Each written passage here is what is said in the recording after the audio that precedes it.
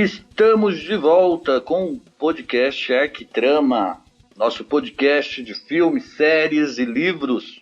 Não tem nenhum podcast ainda de filmes e livros, mas em breve vai ter. Por enquanto a gente está na série The Boys, segunda temporada, episódio 5, Hora de Vazar. Hora de cair fora. Hora de cair fora. Tá? Eu sou Daniel Maciel. Eu sou a Adriene no Garoto.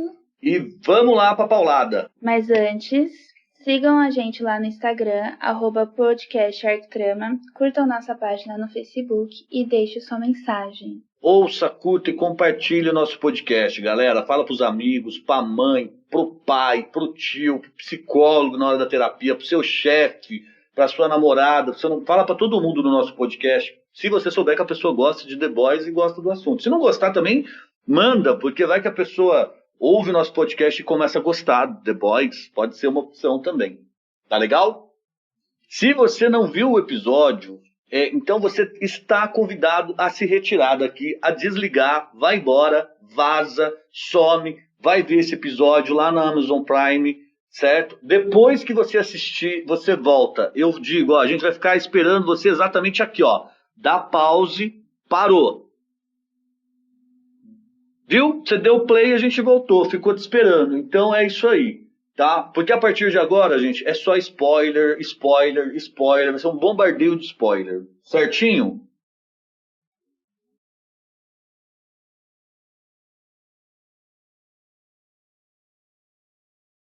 Episódio 5 da segunda temporada de The Boys. Hora de cair fora. Estamos aí de novo. Galera, é o seguinte.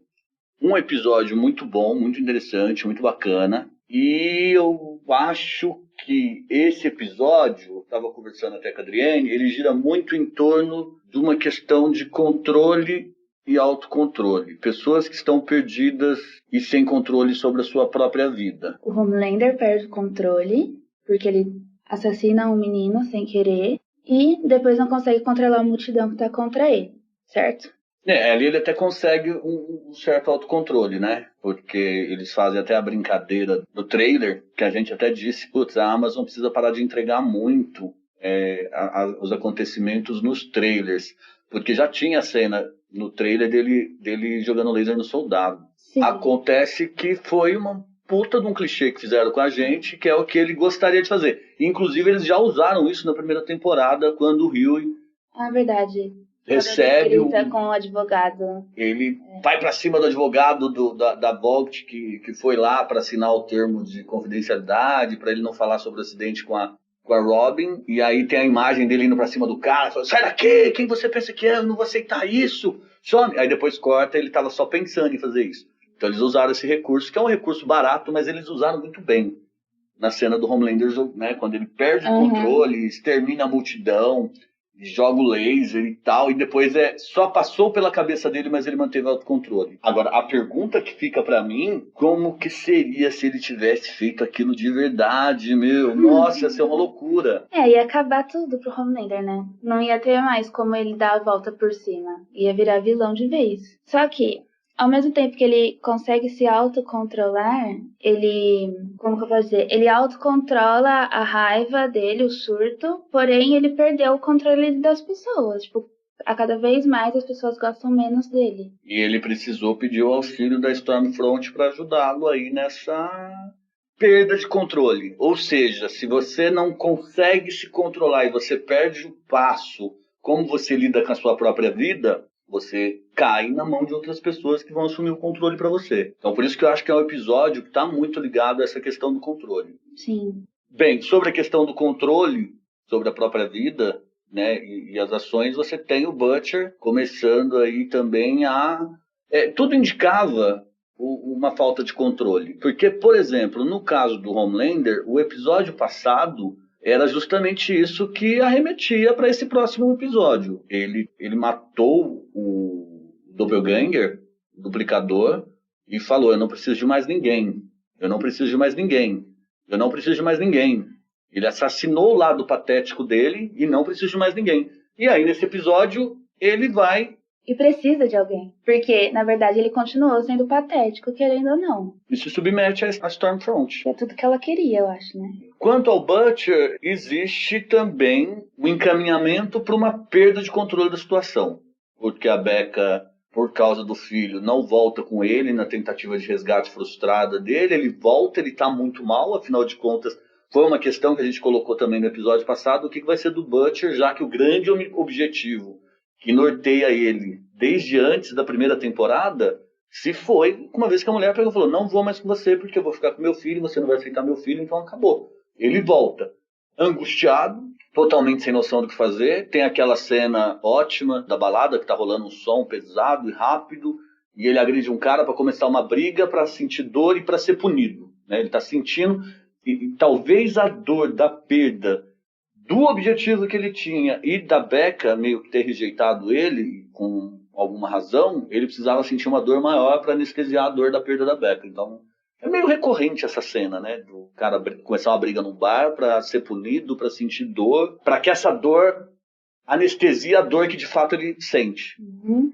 Mas sobre o controle, quando eu penso no Butcher, eu penso numa pessoa que não tem controle nenhum. Então, lançaram o curta, ele mata o cara no curta, ele vai matando as pessoas, tipo, tudo bem que o objetivo dele era chegar na Becca, mas ele não tem controle, ele faz o que vem na cabeça dele assim, tipo assim. Eu acho que ele precisa, esse episódio mostrou que ele precisa de alguém pra ele conseguir se controlar.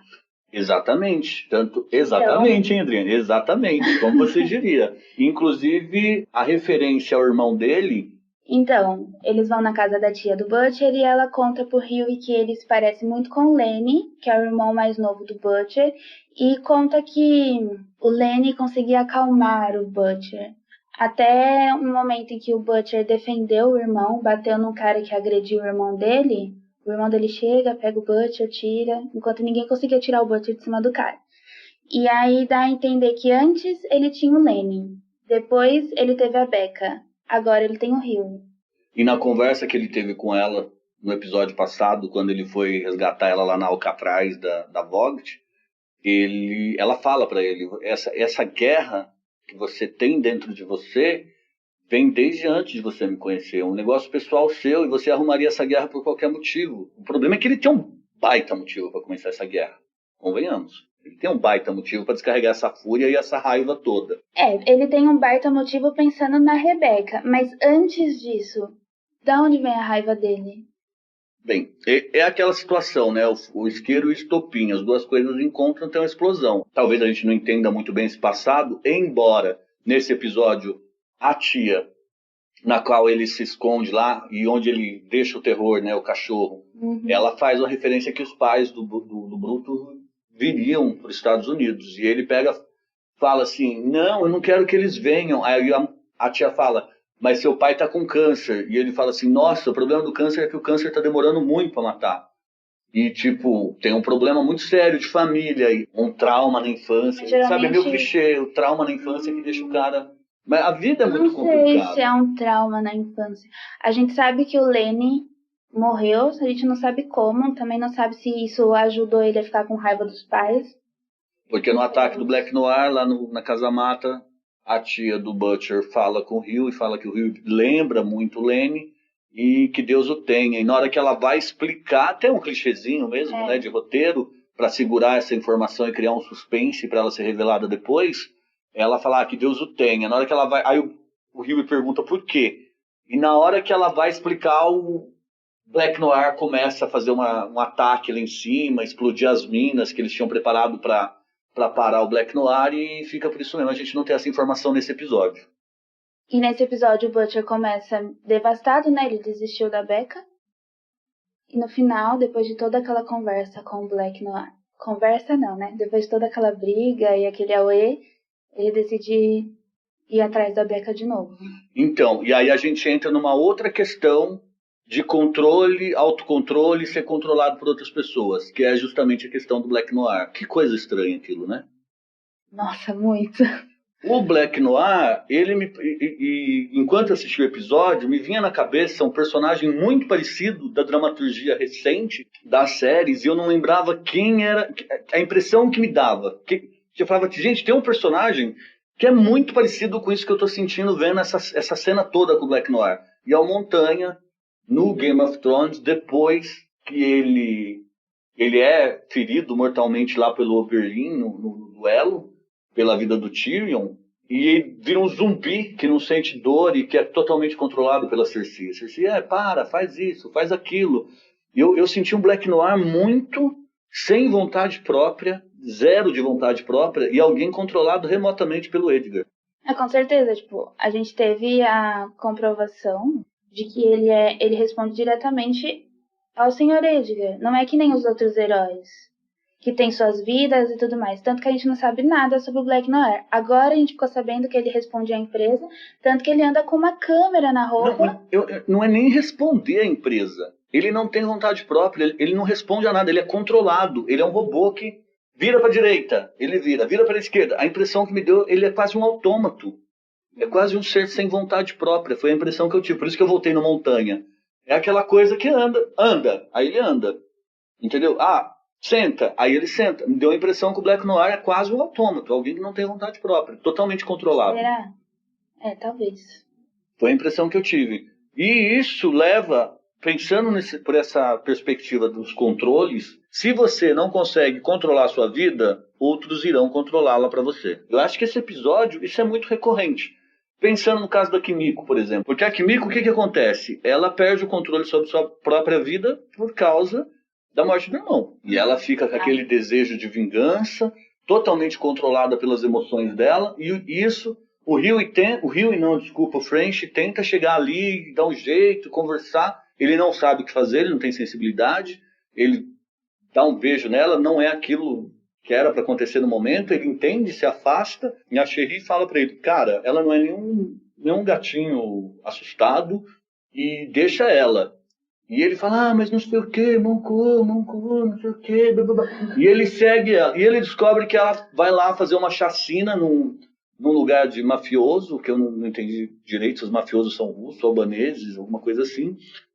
E aí ele se liga que a Sherry contratou a Kimiko com o mercenária para fazer serviço de assassino de aluguel. E eles têm uma discussão na igreja e falam, mas você está contratando ela para fazer esse tipo de serviço, ou seja, você está aproveitando dessa falta de controle dela, que ela está sedenta pela vingança, para controlá-la e fazer serviço para você. Ela fala, não, você está pensando que ela não tem autocontrole e que ela não é capaz de controlar as próprias emoções, você está enganado, porque ela é. E aí fica uma questão, a Sherry, ela manipula a Kimiko? Não, até que ponto que tem livre-arbítrio? Então, faz sentido sobre essa questão que a gente está falando, sobre questão de controlar sobre as suas próprias vidas?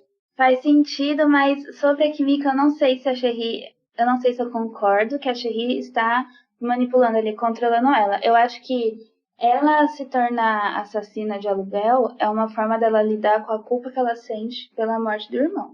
Culpa e raiva, né? Culpa e raiva. O francês, ele tenta ajudar, mas como ele não consegue se comunicar com ela, ele não consegue. Tanto que ele fala, eu não entendo o que você está falando porque você não quer me ensinar. Eu achei a escolha do cenário muito boa para essa discussão. Quer dizer, tem duas coisas que são muito boas. A escolha do cenário em roteiro é um negócio muito importante. Às vezes os roteiristas subestimam muito isso. Mas eles escolhem a igreja, que tem um lugar de culpa, de expiação, de perdão, mas é para fazer negociação de assassinato, né? A Sherry vai lá e paga a Kimiko pega uma graninha, o French chega e eles começam a ter uma discussão sobre essa questão de livre-arbítrio, de culpa, de quem controla quem. Eu acho o cenário interessante. E tem um senhor de idade rezando, ele olha, e tem uma hora que ele olha para trás e fala...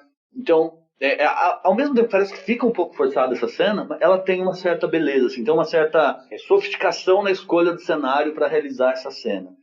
Sim, o senhor, ele fica ali, tipo, ele não tá olhando pra eles, mas dá pra ver que ele tá prestando atenção. E a Kimiko empurra o francês, derruba ele, rola uma agressão ali, né? E o pessoal na igreja, tipo, cagaram, não tem nada a ver com isso. E sobre pessoas ou personagens que não têm mais controle sobre a sua própria vida, a Maeve, o A-Train e... Cara, Cipal Profundo. Também tem um elemento de falta de controle sobre a sua própria vida, porque ele entrega para a igreja do coletivo. Esse nome não é aleatório, igreja do coletivo. O Profundo saiu de uma empresa onde ele era controlado, e foi pra outro lugar em que ele tá sendo controlado.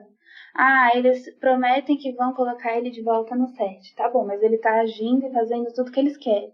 Então ele casou com uma mulher que ele não queria, ele faz a propaganda lá, entrega pros sem-teto a Bíblia deles, né? E tipo, você acha que ele tá querendo ficar ali? Tem uma coisa que você falou que eu achei muito interessante uma vez, que era engraçado, né? O ator que interpreta o Profundo, do Chase Crawford, ele faz umas poses muito engraçadas. E ele anda, e você citou isso quando foi mesmo? Na primeira temporada? Foi na primeira temporada, quando o Homelander mostra pra Madeline os restos do translúcido, e aí o Homelander fala sobre o que eu não posso enxergar, aí o Profundo fala zinco. Faz uma pose, manda assim, zinco. Aí o Homelander fala, e do que é feita essa caixa? E o Profundo fica em silêncio, porque ele não sabe. Aí depois de um tempo ele... Zinco. É muito engraçado. E aí ele faz a pose de novo, né? Na hora que ele passa no coisa. Eu mudei. Aí o cara tá assediando a moça, a mulher, e ele fala, amigo, isso não é legal. Aí ele passa e sai andando. Aí os moleques estão brigando, eles... Vocês não deveriam estar brigando? Isso não é legal. E ele põe a mão na cintura. E aí ele vai e encontra o tal da Lester e a dama, que a gente já disse que talvez tenha uma referência ao Lester Crowley. Fica essa questão também no Profundo, da falta de controle. Ele tá sendo controlado e a igreja tá usando a imagem dele para se promover, né?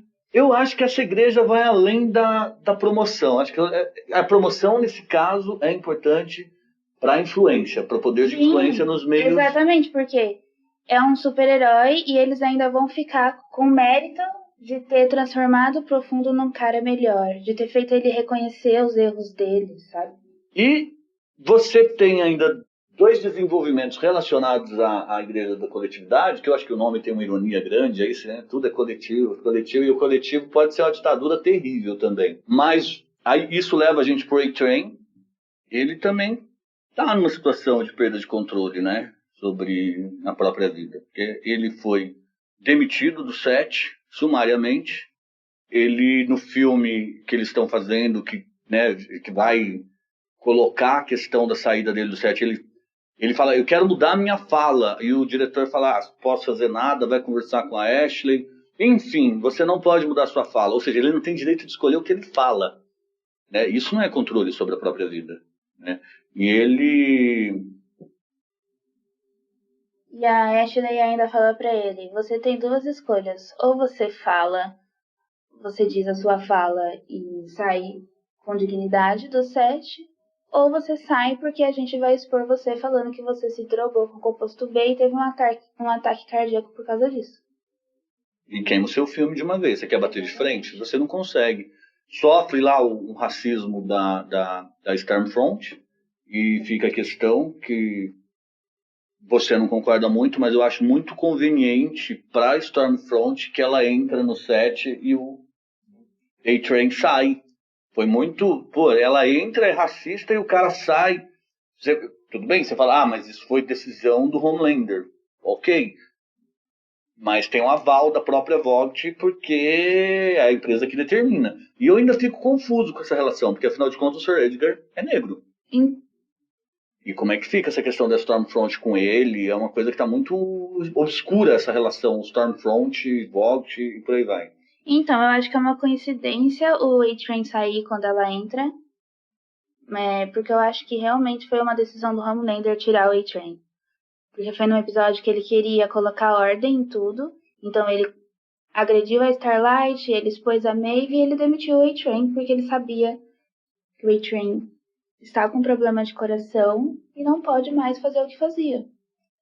Então eu acho que para Stormfront foi bom, mas acho que ela não tem envolvimento na demissão do A-Train. É que tem um aval da diretoria toda da Vogt, né? Tem um aval. Não é, o Homelander decide, mas a gente já viu que as capacidades de decisão do Homelander são meio complicadas.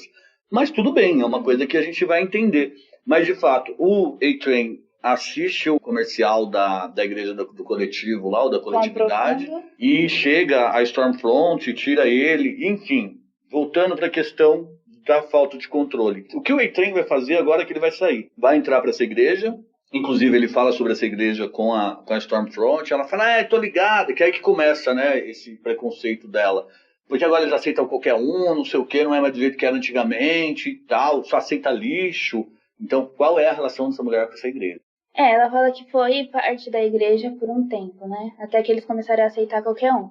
Então, eu acho que talvez a igreja pode ser tanta coisa, mas, enfim, pode ser que a igreja mais pra frente ajude a saber mais sobre a Stormfront. Pode ser que a Stormfront diz que não está na igreja, mas ela pode estar trabalhando para eles. Ou ela pode estar trabalhando para a Void. Pode ser várias Mas coisas. é muito legal a forma como eles criam um mistério em torno dessa personagem, né? Porque ela tem um monte de ligação ambígua. Ela mesmo. Nossa, isso é muito bom, dramaturgia. Ela é alinhada com a diretoria da Voight ou não, conforme a gente disse na edição passada. Ela tá jogando um jogo duplo, e é com a igreja. Será que ela tá jogando. Tudo parece que é jogo duplo com esse personagem, né? Tudo é jogo duplo. Tudo tem camadas e camadas e camadas que você não entende muito bem o que tá rolando. Mas antes de a gente entrar na discussão sobre a Stormfront e algumas ações dela, bem, então falamos Butcher, o Homelander, o Profundo, o A-Train, todos esses personagens com falta de controle sobre a vida. A gente vai retornar, vai falar algumas coisas sobre o Butcher ainda, mas vamos deixar isso para depois, porque ainda a gente tem que falar da Maeve. Que também não tem controle sobre a vida dela. Perdeu totalmente, está tentando manter algum nível de controle sobre a própria vida. Como ela mesma diz, ela está sendo torturada pelo Homelander. Então tem aquela cena do filme onde ela fala que ela é gay. Depois E ela vai falar com o Homelander ainda, e ele, tipo, dá risada da cara dela e fala, eu tô te ajudando só. Tipo, né, debocha. Depois ela tem uma reunião com os caras do marketing, os mesmos caras que criaram aquela história pra Starlight usar o traje novo. Eles criam uma história pra Maeve e pra Helena, pra elas se assumirem e serem o símbolo de representatividade lésbica. Tanto que a Helena ainda fala, mas a Maeve é bi. E a Ashley responde, mas... Não vende. Não vende. Não vende. A gente quer controlar a narrativa sobre vocês e é essa a questão. Eles querem controlar a narrativa, não interessa. É brutal, né? A forma como o Homelander toma a iniciativa de falar sobre a sexualidade de outra pessoa e de forma pública. Na verdade, ele não está divulgando isso por boa intenção. Ele está humilhando ela. A intenção dele é humilhar. A intenção dele é humilhar e falar, eu mando e eu tomo o controle da sua vida. O que é louco, porque ele perde o controle da vida dele. Quem passa a controlá-lo, de certo modo, é a Stormfront. Ele controla a vida da Maeve. É um ciclo. E a Maeve vai no profundo e fala, se você fizer isso, você volta pro certo, embora eu te ache um bosta. São níveis de tomada de controle um sobre a vida do outro de forma brutal, que é impressionante. Sim, eles ainda arrastam a Helena pro meio disso tudo. Ela é obrigada a viver aquilo, viver aquela mentira e as histórias, acaba sendo controlada também. Só que acontece uma coisa nova, que pra Helena não ir embora, a Maeve toma uma atitude, né? Tipo, a gente vai derrubar o Homelander. Mas pra isso ela vai lá, tudo bem que o Profundo é um escroto, ela faz questão de dizer, eu sei que você é um bosta, mas eu posso te ajudar a voltar pro certo se você vir pro meu plano. Que certamente é alguma coisa relacionada a enfrentar o Homelander. Tudo bem que o que ela faz é ruim, porém já é uma coisa grande ela querer tomar uma atitude. Não ficar aceitando, sabe? Já é algo novo. Bem, Starlight, né, tem uma discussão lá, ela, a Stormfront, a mãe, mas duas coisas que eu acho muito importantes da Starlight. Como é difícil a comunicação dela com a mãe dela, né? Uhum. Como é difícil, porque lá no primeiro ou segundo episódio ela vai falar pra mãe dela que ela foi abusada e que aquele mundo que ela estava entrando era muito barra pesada. A mãe dela fala, mas eu falei com as minhas amigas. Ai, minhas amigas adoraram que você entra. E a Starlight segura e não fala. Toda vez que a Starlight tenta comunicar com a mãe dela, não consegue. Aí a mãe dela tá lá, abriu a boca para falar com a Stormfront, falando um monte de segredo da Starlight. Isso é muito comum no dia a dia. E a Starlight tenta chegar e evitar o estrago. Falar, mãe, não sei o que, como é que você fala tudo com uma estranha? Não, não é estranha, ela é muito legal, é sua amiga de trabalho, não sei o que. E aí fica aquele papo de, se eu tivesse a mãe que você tem, eu dava muito valor. Para falar a verdade, essas influências são muito presentes nas nossas vidas. A pessoa se intromete na vida da família, fala, e tem alguém da família que é boca aberta, fala, entrega todos os poderes da família para uma pessoa que aparentemente é legal. No caso da Stormfront. Bem, a gente está entrando no link da Stormfront e não era o que eu queria. Mas o que acontece aí nessa conversa entre as três? A Starlight sabe que a Stormfront é a Liberty, mas a Stormfront não sabe. E a Stormfront revela que sabe que é a Starlight que vazou o composto V. Controle da vida. Tomando controle, manipulando. Então, tá dando dominando. um aviso ali, né? Tipo, ela sabe. E outra coisa, a Stormfront fala da Adele, que é a mãe dela. É que a gente não ia falar da Stormfront agora, mas talvez seja alguém com quem ela se importe. Porque ela tem a foto com a mãe dela no trailer e a própria senha do computador é o nome da mãe. A gente vai ver mais. Talvez seja um ponto fraco da Stormfront. Mas se a Stormfront já é muito velha, tem mais de 60, 70 anos, como é que a mãe dela tá viva? Então talvez ela fale que seja a mãe e não seja. Pode ser também. Tipo o Superman lá, ele caiu na fazenda e tem lá o... Pode ser alguém da igreja. Pode ser alguém da igreja e tal. Pode ser uma cantora pop. Com certeza. Sei lá, pode ser várias coisas. Mas sim, pode ser um ponto de apoio ali da Stormfront, o ponto fraco dela. Pode ser realmente. Tanto é que é um ponto fraco que na hora que a Starlight vai espionar lá no trailer, no camarim da Stormfront, ela usa a senha. Tanto é, sabe, ponto fraco. É. Olha, essa senha é um ponto fraco. Isso é simbolicamente muito interessante. Quem usa o nome da mãe como senha em algum lugar? Super inteligente, mas usa o nome da mãe na senha do computador. É uma falha, né? Justamente para mostrar o ponto fraco. Por outro lado, aí você nessa questão de pessoas tentando controlar a própria vida, tentando controlar a própria narrativa, ter um mínimo de autocontrole, a Starlight peita a Stormfront. E fala, eu sei que você é a Liberty. E a Stormfront não desce 1 centímetro do salto e fala, tá bom, amiga, talvez você tenha utilidade para mim no meu grande plano, que parece que ela tá criando o tal do exército. Papapá. Já entramos no Stormfront, não tem volta, vamos desenrolar isso daí. Acho que talvez não, ela fala, você vai ser muito útil para mim. Útil para quê? Pro exército? Ou ela tem algum plano do mal pra Starlight, sabe? A Stormfront, ela tá colocando a rede e tá pegando todo mundo. Ela tá tomando controle da vida de todo mundo. Ela tá controlando qualquer narrativa, possibilidades, podres. Emocionalmente, ela domina. Enfim, eu não queria entrar lá no Homelander ainda, na questão do Homelander, mas onde eu quero chegar? A Starlight tenta fazer um contra-ataque sobre a Stormfront e colocar a questão da Liberty. Eu acho que a Stormfront pega e fala assim, não tô nem aí com isso, talvez você seja útil, tá? Talvez. Aí chega o Homelander, totalmente já controlado pela Stormfront. Eu acho que as duas tentam uma controlar a outra ali, sabe? Enquanto sempre tem um que está sendo controlado, ali as duas tentam... Quem tem o controle mesmo? Mas a Starlight meio que perde. Tá perdendo. Tá perdendo. Bem, se a gente entrar na Stormfront agora, no plot dela, vai ficar ainda algumas discussões sobre o Homelander, porque a gente não desdobrou o Homelander ainda. Mas a Stormfront, de qualquer modo, independente da gente fechar falando da Stormfront ou do Homelander, a Stormfront roubou a cena, dominou completamente a segunda temporada de The Boys. Se existia um lugar na primeira temporada que era do Homelander como grande personagem e uma atuação impecável do Anthony Starr, a Stormfront roubou a cena e tá um jogo difícil. Fica até difícil o Anthony Starr se colocar diante desse personagem que é a Stormfront, maravilhosamente interpretado pela Ayla Cash, que eu faço questão de ressaltar. Não é a Ayla Cash? Ayla Cash. Ainda bem que eu tenho a Adrienne aqui e tal. O que a gente tá falando aqui, gente, a gente não tá olhando em YouTube, MDB, vendo o nome da galera, não. Isso aqui é tudo no improviso. É tudo no papo mesmo. Mas e aí? Tem que falar que o que a Starlight descobre quando ela quebra a senha? E entra a Starlight entra no e-mail da Stormfront e ela vê vários e-mails com o assunto Sage Grove. Nos assuntos tem o nome, esse nome está escrito alguns incidentes que aconteceram, testes. Vários e-mails, Sage Grove, só tem e-mail disso. Sim. E aí a gente vê a Stormfront falando com o faixa de luz. Em algum momento do episódio, sim, ela tá ligando, ela tá no telefone com alguém. E ele tá o que parece ser um hospital com um uniforme que tá escrito Sage Grove. Center. Então, a gente sabe que os e-mails são relacionados a esse hospital.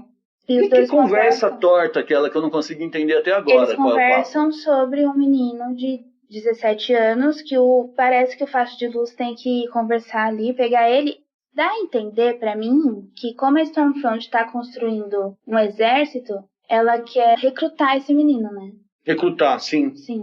Então, e a gente entende que o Facho de Luz se aposentou, mas está trabalhando pra Stormfront. A primeira vez que eu vi a cena, eu confesso que eu estava ocupado com 1000 coisas que estavam acontecendo fora dessa questão do podcast, e eu não entendi direito, porque deu a impressão que ele estava num presídio e ia matar alguém dentro do presídio. A primeira vez que eu vi, eu tive essa impressão. Na segunda, eu entendi que era um hospital e ele estava ali numa missão. Mas o que eu não entendo, talvez porque eu não entenda muito bem o que eles falam em inglês e vou muito pela legenda, é que ele fala que tem um menino de 17 anos, mas eu não entendo se ele quer cooptar esse menino para ela e ela tá receosa desse menino, ou se ela mandou ele lá cooptar esse menino. É isso que eu fiquei meio confuso. O que está acontecendo ali de fato? Eu não tenho certeza, mas eu acho que dá a entender que ela tá querendo o menino. E mandou o Facho de Luz numa missão ali. A propósito, é a primeira aparição do Facho de Luz.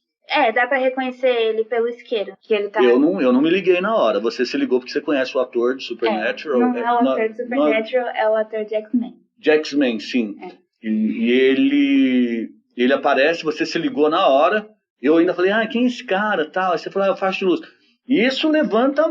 Você viu no MDB, inclusive, né? Que ele tá tá escalado para os últimos episódios agora. Então o Facho de Luz de volta. Isso vai pegar fogo, literalmente. E o French... Todas essas cenas dão uma ponta pro próximo episódio?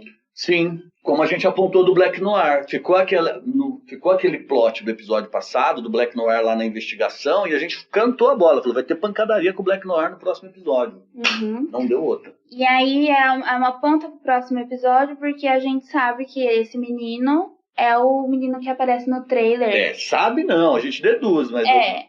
Pelo preview também do próximo episódio, a gente entende que é o menino que explode as pessoas, e não só as pessoas, parece que ele tem... Poder telecinético. Agora, se ele explode pessoas e a gente suspeita que foi ele que matou a Susan, a subdiretora da CIA, fica a questão assim, mas ele já não estava no exército, ele está preso, que porra é essa? Desculpa o palavrão aí, mas que porcaria é essa? Né? Então é uma coisa que vai se resolver, já cantaram a bola no próximo episódio, vai se resolver isso daí. E a gente sabe que os The Boys vão pra esse hospital também, então vai ter muita bagunça, eu acho, né? Tomara que tenha muita bagunça aí, porque bagunça pouca não é suficiente. Não sei o que eu quis dizer com isso, mas... Bem, para encerrar Homelander, eu tive o choque, realmente, na hora que ele liquida todo mundo lá, laserfica todo mundo, eu pensei, mano, vai ser uma hecatombe. E, na verdade, a gente já falou sobre isso, né? Já. O que mais tem pra falar, então, do Homelander? O que leva ele a tentar controlar o pessoal é porque ele mata sem querer um menino na África, né? Ele vai enfrentar o super terrorista e acaba matando o menino. E aí ele começa a cair. Os pontos dele começam a cair com o pessoal. Cai em 9,5, né? 9,5. E ele fica desesperado. E a Ashley é apavorada de ter E ele tenta assumir o controle do pessoal ali, mas não consegue. Que é a hora da cena falsa, né? E aí ele surta e vai pedir ajuda da Stormfront, porque ele reconhece que sozinho ele não consegue mais. E aí a Stormfront toma o controle dele, e na hora que eles começam um caso, e a Stormfront é tão sedutora que já mostrou os peitos pra ele e falou, manda o laser aqui. Depois de ajudar, né? Depois de ajudar, mas é a percepção dessa relação que ele tem, né? Com essa questão da mistura, da falta, que ele não consegue se conectar de fato com as mulheres, né? É claro que ela tá manipulando ele, e eu acho que ele é tão frágil que ele é capaz dele se apaixonar ou algo do tipo, sabe? Se submeter real. Mas então o lance do seio não é brincadeira, porque ele já tinha o lance da fixação com o leite, da amamentação. Então funde um negócio meio doentio entre confusão de maternidade com relação sexual. É um negócio muito, muito complicado ali na cabeça desse personagem. E ele, não, eu posso meter laser nos teus peitos? Pode. E é aos peitos que ele tem a fixação, né? Com os seios. E aí eles fazem aquele... É muito boa a cena. Do sexo muito louco entre super-heróis, superpoderosos e vulneráveis, quebrando tudo. Enfim, a gente assiste The Boys por causa de cenas como essas. É por isso que a gente paga a Amazon Prime Video todo mês certinho e vê 2 vezes o episódio e faz esse podcast pra vocês, porque essa série é muito boa mesmo. Bem, o que falta pra encerrar? É isso. Eu acho que o Homelander é ladeira abaixo só. Vamos concluir falando do Butcher, retomando alguns pontos que eram fundamentais e a gente não discutiu O Butcher tá ali, desiludido e tal. O Rio e o Leitinho da Mamãe tentam salvar ele. Só que no final, lutando contra o Black Noir, ele vê que o Black Noir vai matar o Rio e... Caraca, mas não, e vamos lá, ele vai, não, vem aqui, eu quero brigar com você, e não sei o quê. E ele toma só um soco. E se arrebenta, quase perde a consciência. O Black Noir vai matar o Huey, e pro Huey não morrer, o Butcher fala que vai expor o filho do Homelander. E aí vai acabar com a Voight, né? Expor o grande segredo da Voight. Só que o Black Noir tem uma câmera na roupa, onde o Sr. Edgar tá assistindo tudo, e o Sr. Edgar liga e faz um acordo com o Butcher. Você não fala nada e eu mando o Black Noir embora. E é isso que acontece.